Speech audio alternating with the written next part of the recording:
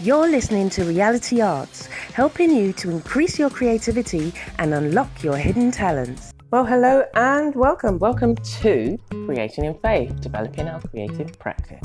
I'll have to get used to that. That's the new tagline that I've been playing with. I played with it last week or developed it last week as we talked. And creating in faith, not waiting until you feel like creating.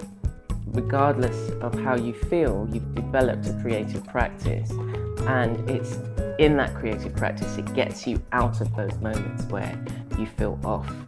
And that's why we do it, because it's very easy to say, oh yes, I feel like painting or doing this or whatever when you're feeling up. But when you're feeling off, it's my word for it, when you're feeling off, you really don't feel like doing anything.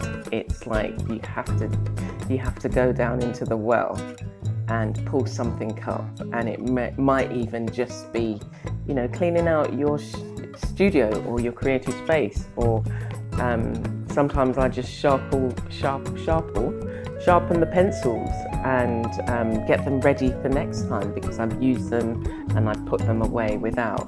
So sometimes I prep my tools. I haven't got anything specific in mind to do, but if I spend time doing something that would seem mindless, it makes me feel creative. And then I think, oh, let me try this supply. Oh, I haven't tried you for a long time. Like, as even I said that, I've got these, they're like gelatos. I mean, I used them maybe a few months ago, but I'm thinking, I've got some journal pages that I need to do, and I might pull them out, and I might even pull out some stencils and stamps. Why not? And just do some pages and I like creating backgrounds, so I would just work through and do, say, 3 or 4 pages in different journals, and then I don't come back to it until, I feel like painting a face, so I'll look and see what's available. So the word for today is deep. When I'm thinking about the word, I'm thinking about the level at which we go in our creativity, the depths that we can go in our creativity, the message that we can pull out from our creativity, from our art, from the things that you do that are creative. And sometimes we're creating work. I say sometimes, I'm not, I'm generalizing here. Sometimes we can create work and not necessarily see the impact of that work, or when we should be creating work that has got a message within it, we're fluffing. But what we don't realize is unconsciously that those messages will come through means that you may not necessarily have really thought of. So it could be where for some reason you've added a particular color, or you've included a word, or you've got layers that reveal something that you hadn't quite intended to reveal.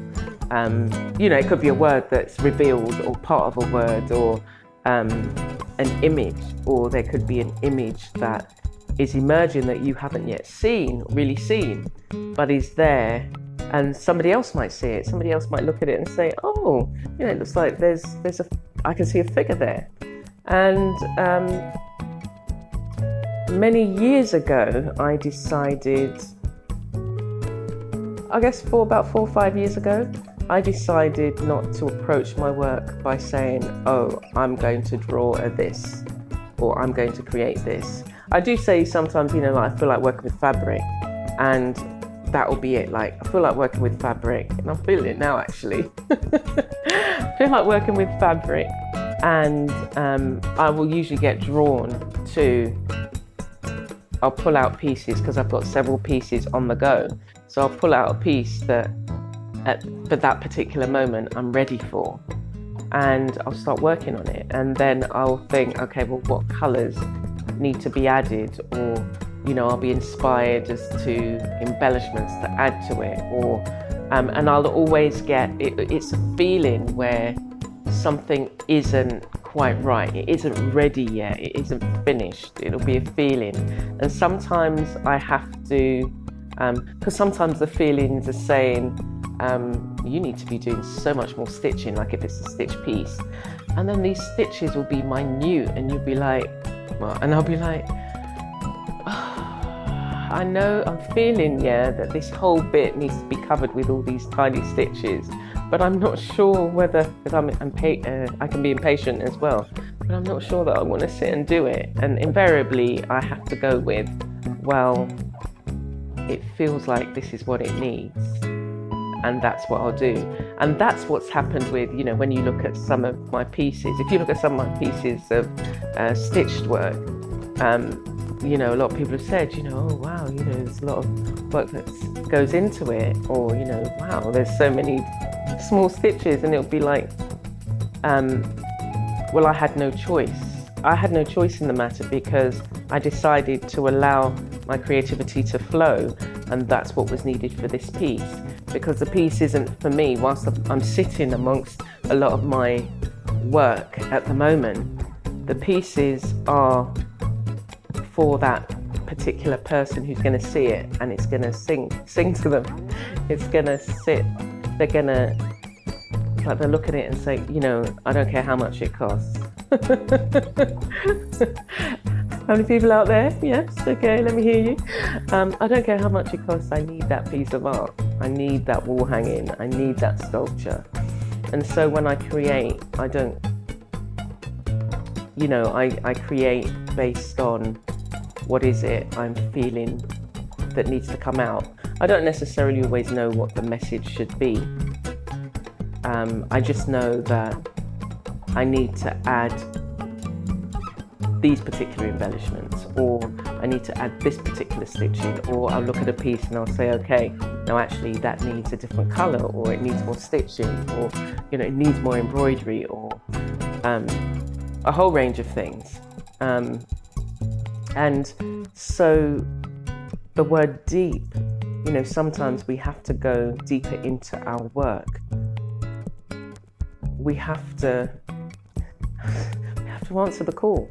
We have to tell the stories, because sometimes even that, we don't necessarily realize that there are stories being told through us, and it will come out through the way we put the paint on the paper or the canvas, or we add the stitches to the piece of material, or we put those materials together. And it's beautiful when you actually know what the story is. It's like working in the dark here.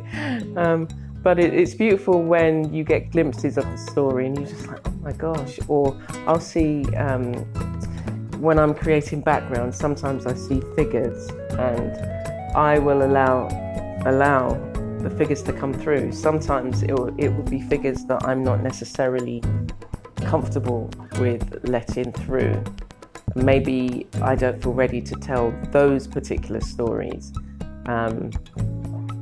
But yeah, I think you really have to explore, and you are able to get to that point when you allow yourself to play. You give yourself time to play. You allow yourself to listen, because it's in that listening that you don't necessarily, I never hear use the red paint, but I might see something red and I think, oh, I wonder if I included the red, how that would look.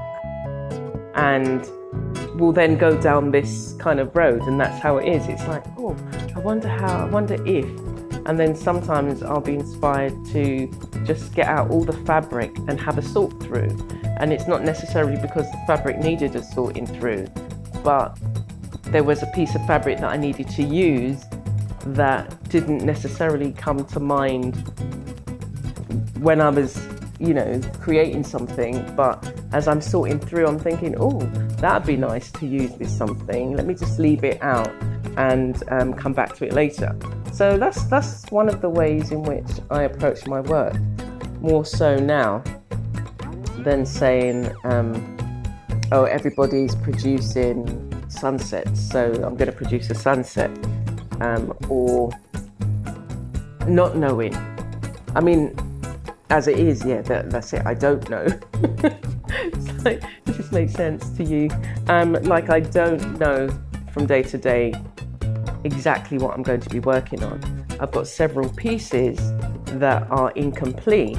So I have pieces that, okay, I can go and work on. And then sometimes I feel to start something new.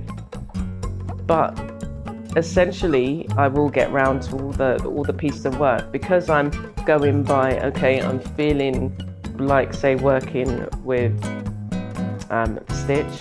At the moment, I've got a project going where I'm talking about art journals I've created and still creating new art journals. I get kind of inspired to create, so then I'll make a few of them, like my altars. They're still sitting there. I was inspired and I had this flurry of activity, and I've got 5 altars to one particular point, and then I've got some new altars that I put together, and they're at the beginning stage, but the next stage for them is quite a messy one, so it's not one that I want to kind of engage with now. Just tidied up my studio. And then I've been spending quite a bit of time. I had a course come out, and been spending quite a lot of time online doing online stuff, you know, and website and kind of other digital stuff that I've been in and out of the studio, but I haven't actually sat down and done some work. And so I think, was it yesterday or the day before, I just played about with what was I doing? Just played about with some colour that on a journal, and it was just like, okay, I really do need to get back into. It's funny how we go through these phases. This has been the longest, say it's been about, you know, coming up to a couple of weeks where I haven't gone in and sat down in the studio and done something. But it's all about creating anyway. So whilst I haven't gone in and done any painting, I've been creating in other things. So there are some digital images that I was drawing. So I was doing some drawing, doing some editing, and just working on different ideas, and that's it. Yeah. So when you think of the word deep, think about how, when you approach your creativity, are you saying all the things that you want to say? And we touched on this, similar to this, when we looked at personal. But when you're going deep, sometimes it can be uncomfortable. Sometimes you're telling stories that people don't necessarily but need to hear. Don't necessarily want to hear because it makes them uncomfortable. But sometimes they need to hear it. Sometimes you need to tell those things because it's like when you go through it and when you speak your truth, when I say tell the stories, it's like you tell your story, your own story, not a made up one. And it can often lead to the path of healing, to the path of freedom, to the path of acknowledgement, to the path of understanding. And so, sometimes we need to go deep.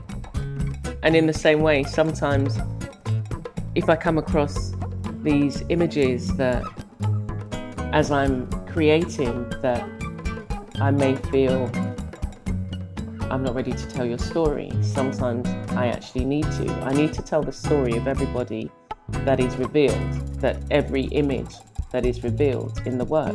You can't pick and choose and decide, no, you look too dark in the sense of, there's too much going on with you. I'll do a nice little, wings and, butterflies figure. So that's even a revelation for me, because I've seen at least 3 or 4 images that, as I was doing an art journal page, I could clearly see this particular image, but the look in their eyes didn't look happy at all. But sometimes, as I say, you need to uncover, because it could be, you never know what it could be that needs to come through, in the sense of as a creative, you're sharing a story, telling a story, bringing about change, impacting on people's lives, bringing about understanding. We've got a lot of responsibility here as creatives, but that's why we have it. We have it as a means of communication and to uncover and to reveal and to clarify and to bring hope to those who get to see it, get to experience and get to enjoy our work. So I hope that's maybe, given you some food for thought, and I look forward to hearing from you. And, if you want to express yourself visually, it would be great to see what image you create or what you start to do with your creative talents. So take care for now, and I will see you and hear from you very soon. You're listening to Reality Arts, helping you to increase your creativity and unlock your hidden talents.